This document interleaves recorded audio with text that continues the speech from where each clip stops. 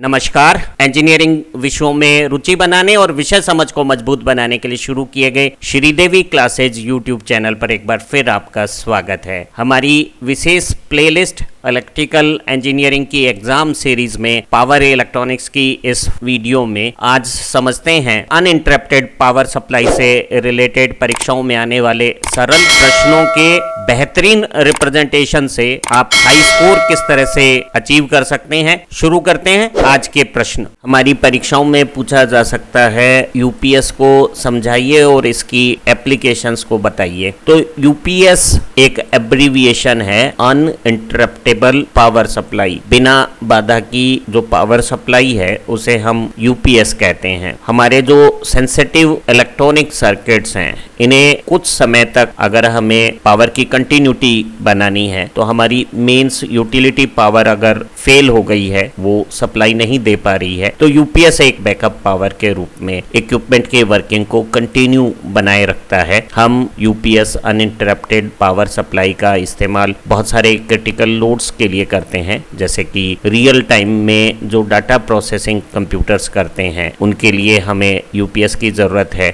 जो intensive care unit के medical equipments हैं, लाइफ सेविंग पोजीशंस हैं, उन्हें कंटिन्यूअस रिलायबल सप्लाई देने के लिए हम यूपीएस अनइंटरप्टेड पावर सप्लाईज का इस्तेमाल करते हैं। जो एयर के रूट पे ट्रैफिक कंट्रोलर हैं, इंडस्ट्रीज में प्लास्टिक और दूसरी सेक्टर्स में जो बैच प्रोसेसिंग है उनमें हम सप्लाईज के तौर पे यूपीएस का इस्तेमाल करते हैं। बहुत सारे कंट्रोल सिस्टम में भी सप्लाई यूपीएस से दी जाती है। इन सभी जगहों पर हमें पावर सप्लाई की रेगुलरिटी, निरंतरता बहुत ज़्यादा ज़रूरी है ताकि सर्विस प्रोसेस और जो इंफॉर्मेशन का ट्रांसफ़र है वो कंटिन्यू बना रहे, उसमें किसी भी प्रकार की बाधा नहीं आए। आजकल हमारी बहुत सारी कंट्रोल एप्लीकेशंस में माइक्रो कंट्रोलर का इस्तेमाल होता है और डाटा प्रोसेसर की वोलेटाइल रैम में प्रोसेस होती हैं, और रैम अगर 10 मिलीसेकंड भी सप्लाई इंटरप्ट हो जाए तो कंटेंट को खो सकती है और उस सारी कंडीशंस पे हमारे कंट्रोल में परेशानियां आ सकती है। तो ऐसी सारी एप्लीकेशंस के लिए भी हमें एक कंटिन्यूअस रिलायबल सप्लाई के तौर पे यूपीएस की जरूरत रहती है। सभी प्रकार के यूपीएस में 4 महत्वपूर्ण हिस्से हैं। एक रिलायबल पावर बैकअप के रूप में हम केमिकल सेल के कंपोजिशन से बैटरी सोर्सेज का इस्तेमाल करते हैं जो एनर्जी को बैकअप के लिए स्टोर रखता है। हमारे बैटरी की चार्जिंग के लिए मेन यूटिलिटी एसी सप्लाई से डीसी कन्वर्ट करके चार्जिंग करने वाला चार्जर यूपीएस का एक हिस्सा है। बैटरी की डीसी को मेंस लोड के लिए एसी आउटपुट देने के लिए एक डीसी टू एसी इन्वर्टर भी यूपीएस का पार्ट है, और इसके साथ साथ हम एक हाई स्पीड का इलेक्ट्रॉनिक स्विच का इस्तेमाल करते हैं जो मेन लाइन और बैटरी में से किसी एक का लोड के साथ बहुत तेजी से आवश्यकता अनुसार कनेक्शन स्विचिंग से मेंटेन रखता है और बिना इंटरप्शन के आउटपुट को रेगुलर सप्लाई देता रहता है। हमारे यूपीएस 3 तरह के कॉन्फ़िगरेशंस पे कॉमर्शियली अवेलेबल हैं। जो सस्ते इकोनॉमिक डिजाइन्स हैं वो स्टैंड बाई या ऑफलाइन यूपीएस कहलाते हैं। इन्हीं का थोड़ा improved version line interactive UPS कहलाता है, और जो बहुत ज़्यादा रिलायबल पावर सप्लाईज के लिए हम यूपीएस इस्तेमाल करते हैं थोड़े महंगे, वो ऑनलाइन यूपीएस कहलाते हैं। ऑफलाइन और लाइन इंटरेक्टिव यूपीएस में जब mains AC input supply available है तो उसी से हम आउटपुट डिराइव करते हैं, और जब एसी इनपुट सप्लाई फेल हो जाती है तो यूपीएस अपने इन्वर्टर की मदद से जो बैटरी बैकअप की पावर है उसे डीसी से एसी बनाकर आउटपुट को देता है, और इसी स्थिति में हम एसी इनपुट सप्लाई को भी डिस्कनेक्ट कर देते हैं ताकि हमारी बैटरी की पावर यूटिलिटी की तरफ बैक फ्लो ना करे। एक यूपीएस बैटरी के पावर बैकअप पे तब तक काम करेगा जब तक कि हमारी मेंस एसी वापस रिटर्न ना हो जाए। जब हमारी मेन एसी वापस आ जाएगी तो ऐसे ऑफलाइन या लाइन इंटरेक्टिव यूपीएस अपनी नॉर्मल कंडीशंस में लोड को मेन एसी सप्लाई से कनेक्ट कर देंगे और मेन एसी सप्लाई की मदद से बैटरी की चार्जिंग को कंटिन्यू कर देंगे। वहीं जो ऑनलाइन यूपीएस है वो हमेशा बैटरी बैकअप के इन्वर्जन से जो एसी आ रही है उसी से लोड को कनेक्ट रखा है, और जब मेन इनपुट एसी अवेलेबल है तो उसके रेक्टिफिकेशन एप्लीकेशन से जो डीसी उपलब्ध होती है चार्जर द्वारा, उस चार्जर की डीसी आउटपुट से बैटरी की चार्जिंग को कंटिन्यूअस मेंटेन रखता है। तो लोड का कनेक्शन ऑनलाइन यूपीएस के इन्वर्टर द्वारा बैटरी की पावर से हमेशा बना रहता है, और जब मेन एसी अवेलेबल है तो बैटरी का चार्जर बैटरी को चार्ज करता रहता है। सभी प्रकार के यूपीएस, चाहे वो ऑफलाइन हो या ऑनलाइन हो, उनका ब्लॉक डायग्राम काफी मिलता जुलता है। यहाँ जो डार्क कलर में दिखाया गया पावर फ्लो है वो नॉर्मल कंडीशन है, और जो डैश डैश कंडीशंस हैं वो मेन फेल होने पर जो स्पेशल कंडीशंस है उन्हें इंडिकेट कर रही है। और यहाँ ब्लू फ्रेम में हम जो स्टैंड बाई या ऑफलाइन यूपीएस है उसे दिखा रहे हैं, जो मेन सप्लाई की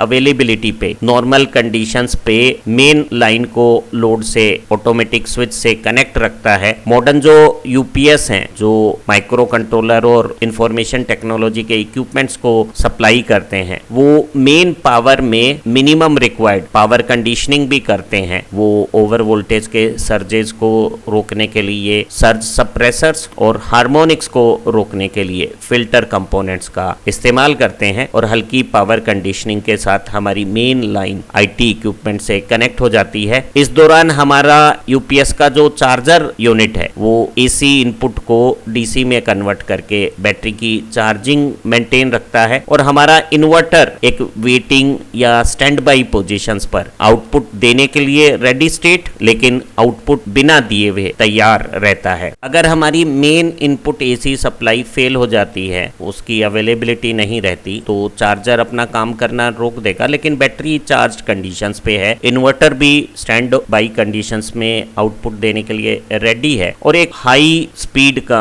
इलेक्ट्रॉनिक ट्रांसफर स्विच लोड को इन्वर्टर से कनेक्ट कर देगा, और इन्वर्टर बैटरी में जो स्टोर्ड इलेक्ट्रिसिटी है उसकी मदद से डीसी को एसी में बनाकर लोड को सप्लाई करता रहेगा। और ये काम तब तक होगा जब तक बैटरी या तो एग्जॉस्ट ना हो जाए या हमारी मेन सप्लाई वापस ना आ जाए। अगर मेन सप्लाई वापस आ जाती है तो यही ट्रांसफर स्विच लोड का कनेक्शन मेन सप्लाई से ऊपर जो डार्क कलर में हमने ब्लैक लाइन में दिखाया हुआ है मेन नॉर्मल कनेक्शन, उस कंडीशंस में ले आएगा, और मेन लाइन से चार्जर बैटरी की चार्जिंग को कंटिन्यू रखेगा। इन्वर्टर भी रेडी रहेगा, लेकिन वो स्टैंड बाई मोड में चला जाएगा, उसका लोड से कनेक्शन ट्रांसफर स्विच डिस्कनेक्ट कर चुका है। टिपिकली इस तरह के ऑफलाइन यूपीएस में जो हाई स्पीड के स्विच के द्वारा ट्रांसफर एक्शन होती है उसका टाइम 2 मिलीसेकंड से 10 मिलीसेकंड के बीच में है। ज्यादातर हमारे माइक्रो कंट्रोलर्स में रैम की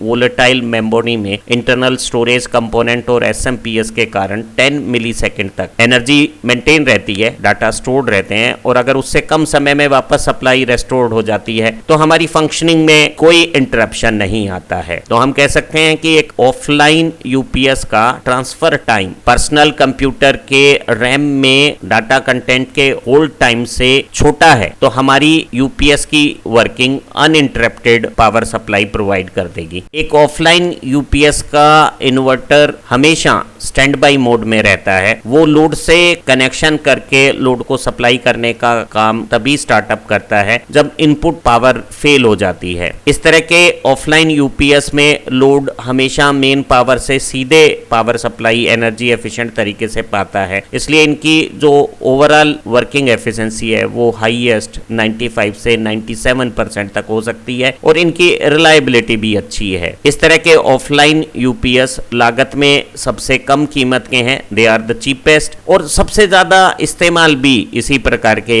यूपीएस हम लोग होम इंटरनेट जो वर्क स्टेशंस हैं, घर के जो पर्सनल कंप्यूटर्स हैं, जो हमारी कम्युनिकेशन और इंटरनेट की टर्मिनल पोजीशंस हैं, कुछ इमरजेंसी लाइट की पोजीशंस हैं, दूसरे घरेलू इमरजेंसी लोड्स हैं, उनके लिए हम जो यूपीएस इस्तेमाल करते हैं वो इसी तरह के ऑफलाइन यूपीएस होते हैं। हम इन्हें इंडस्ट्रियल और डोमेस्टिक ऑटोमेशन और कंट्रोल एप्लीकेशंस की पावर सप्लाईज में भी इस्तेमाल करते हैं। जो लाइन इंटरेक्टिव यूपीएस है उसमें एक स्पेशल डिजाइन का बाइडायरेक्शनल कन्वर्टर जिसमें इन्वर्टर और रेक्टिफायर चार्जर कॉम्बिनेशन से एक साथ काम करता है, वो हमेशा लोड, बैटरी बैकअप और पावर सप्लाई का इंटरकनेक्शन मेंटेन रखता है। इस कॉम्बिनेशन की मदद से हम मेन सप्लाई को रेक्टिफाई करके चार्जर यूनिट से नॉर्मल कंडीशंस में बैटरी को चार्ज भी करते रहते हैं। और मेन सप्लाई लोड से कनेक्ट जब नॉर्मल कंडीशंस पे रहती है और अगर उसमें कोई डाउनफॉल आता है, ब्राउन आउट्स कंडीशंस आती है या वो फेल हो जाती है, ब्लैकआउट कंडीशंस आती हैं, तो हम बैटरी बैकअप से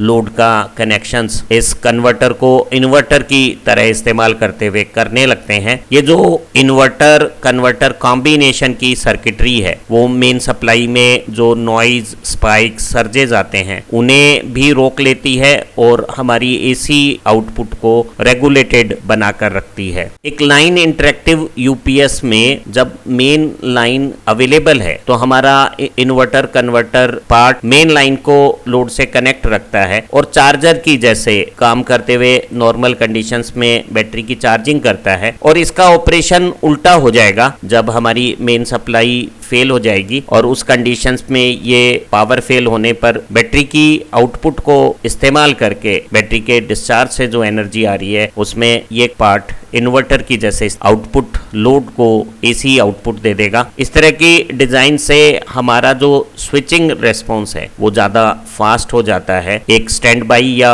ऑफलाइन यूपीएस की कंपैरिजन में पावर फेलर पे लोड की कंटिन्यूटी इस तरह के लाइन इंटरेक्टिव यूपीएस से ज्यादा रिलायबल बन जाती है। लेकिन इनमें भी हल्का ट्रांसफर टाइम है और क्योंकि लाइन इंटरेक्शन से कुछ पार्ट का एनर्जी कन्वर्जन मेन एसी से डीसी और वापस डीसी से एसी दो तरफा हो जाता है तो इनकी टिपिकल एफिशिएंसी थोड़ी कम 90% रह जाती है। इस तरह के लाइन इंटरेक्टिव यूपीएस को हम बहुत ज्यादा पावर रेटिंग्स पे नहीं इस्तेमाल करते। छोटी पावर रेटिंग्स में 5 केवीए तक इस तरह के लाइन इंटरेक्टिव यूपीएस डिजाइन किए जाते हैं और इनका इस्तेमाल हम कॉर्पोरेट कंप्यूटर नेटवर्क्स जिसमें बहुत सारे कंप्यूटर एक सर्वर सिस्टम के साथ एक कॉर्पोरेशन में काम करते हैं वहां इस्तेमाल किया जाता है। बहुत सारी सिक्योरिटी सिस्टम्स, इमरजेंसी जो लाइटिंग सिस्टम्स हैं और जो ऑटोमेशन है इंडस्ट्रियल या डोमेस्टिक उनमें इस तरह के लाइन इंटरेक्टिव यूपीएस का इस्तेमाल किया जा सकता है। एक ऑनलाइन यूपीएस का ब्लॉक डायग्राम ऑफलाइन यूपीएस से मिलता जुलता है, बस जो एकमात्र अंतर है वो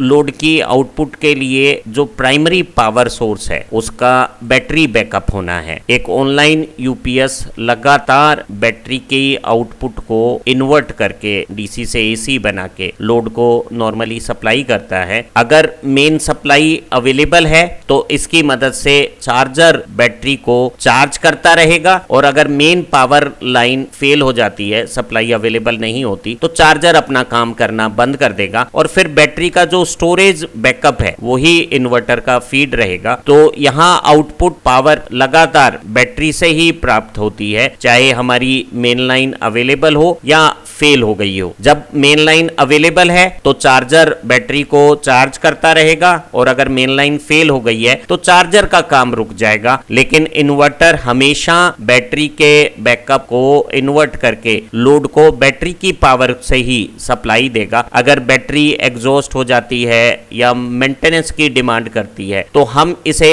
इस ट्रांसफर स्विच से मैन्युअली बाईपास करके मेन लाइन से हमारी लोड की कंटिन्यूटी मेंटेन कर सकते हैं। लेकिन नॉर्मल कंडीशंस पे चाहे सप्लाई हो या ना हो, एक ऑनलाइन यूपीएस सदैव लोड को जो पावर सप्लाई करता है वो यूपीएस के इन्वर्टर के थ्रू होती है और इन्वर्टर अपनी इनपुट बैटरी के बैकअप से लेता है। एक ऑनलाइन यूपीएस में इन्वर्टर और चार्जर को लगातार कंटिन्यूअस ऑपरेट करना होता है, तो चार्जर और इन्वर्टर की रेटिंग कंटिन्यूअस नेचर की होती है, इसलिए इन्हें ज्यादा रिलायबल और इंक्रीज साइज में बनाया जाता है। इनके लिए एक ऑनलाइन यूपीएस में हमें एडिशनल इंजीनियरिंग अप्लाई करनी होती है, कंपोनेंट की क्वालिटी को बेहतर बनाना होता है ताकि हमारा ओवरऑल सिस्टम ज्यादा रिलायबल रहे। तो इस तरह के जो ऑनलाइन यूपीएस हैं वो थोड़े एक्सपेंसिव हो जाते हैं। एक ऑनलाइन यूपीएस में 2 बार पावर कन्वर्जन होता है, मेन एसी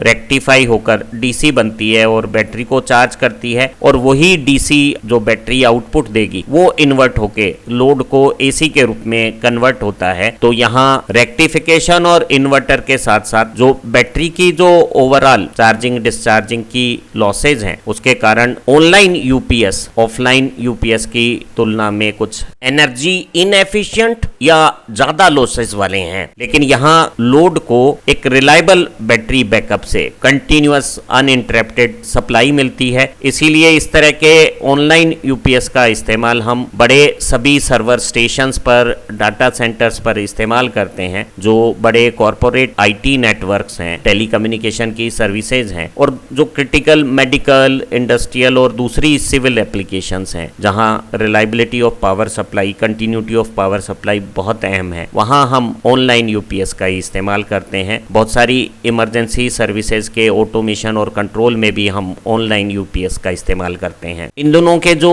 आधुनिक यूपीएस हैं वो माइक्रो प्रोसेसर कंट्रोल्ड आ गए हैं, जिनमें एक इनबिल्ट एम्बेडेड स्मॉल कंप्यूटर है यूपीएस के अंदर। वही यूपीएस के सारे फंक्शंस को कंट्रोल करता है, जिसमें एसी मेन पावर लाइन की जो कंडीशंस है वो अवेलेबल है, हेल्दी है, या उसमें कोई फॉल्ट आ गई है, उसके डिटेक्शन से लेके स्विचिंग का कंट्रोल हुआ, बैटरी की कंडीशंस के हिसाब से अलग अलग लोड का प्रायोरिटी से डिस्कनेक्शन हुआ, बैटरी के स्टेटस की मॉनिटरिंग हुई, सभी तरह के प्रोसेस पैरामीटर का कंट्रोल और स्टेटस इंडिकेशन हुआ, वो माइक्रो प्रोसेसर के कंट्रोल से हमें प्राप्त होता है। और इस तरह के माइक्रो प्रोसेसर कंट्रोल्ड यूपीएस की मदद से हम ऑप्टिमम फंक्शनिंग करके यूपीएस की एनर्जी एफिशिएंसीज को भी इंप्रूव कर लेते हैं। यूपीएस की स्टोरेज बैटरीज बहुत सारे रिचार्जेबल सेकेंडरी जो इलेक्ट्रोकेमिकल सेल्स हैं उनके सीरीज पैरेलल कॉम्बिनेशन से बनाई जाती है, और इन बैटरीज का काम केमिकल फॉर्म में जो एनर्जी स्टोर है और जो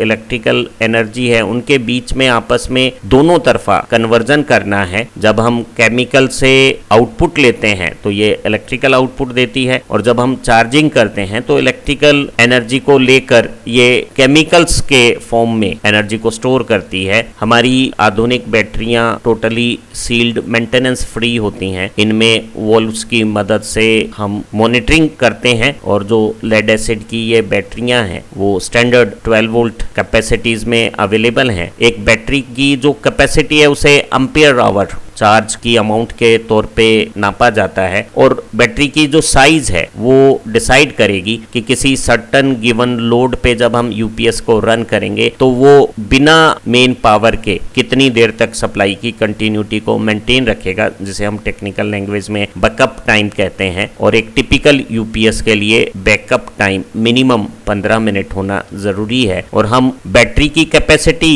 AH capacity, ampere hour capacity बढ़ा के यूपीएस का बैकअप टाइम बढ़ा सकते हैं। जो हमारी यूपीएस की बैटरीज हैं वो नॉर्मल यूज की कंडीशंस पे लगातार चार्जर से कनेक्ट रहती है और मेन सप्लाई से चार्ज्ड कंडीशंस में ऑपरेशनल रखती है। हमारी यूपीएस का जो बैटरी चार्जर है वो लगातार वो सारा जो स्टोर्ड केमिकल एनर्जी डिप्लीट हो गई है उसे रिप्लेनिश करता रहता है, उसकी पुनराजनन करता रहता है, बैटरी के केमिकल को चार्ज कंडीशंस पे मेंटेन रखता है, और जितना भी डिस्चार्ज के समय हमारा केमिकल कन्वर्ट हो गया है उसको वापस चार्ज कंडीशंस की केमिकल फॉर्मेशंस में कन्वर्ट करने का काम करता है। जो मॉडर्न यूपीएस हैं उनमें एक ट्रिकल चार्ज सिस्टम होता है जो बैटरी की इंटरनल केमिकल की कंपोजिशंस को लगातार चार्ज स्टेट में मेंटेन रखता है, और इससे बैटरी की रिलायबिलिटी और सर्विस लाइफ इंक्रीज हो जाती है। परीक्षाओं में हमें यूपीएस के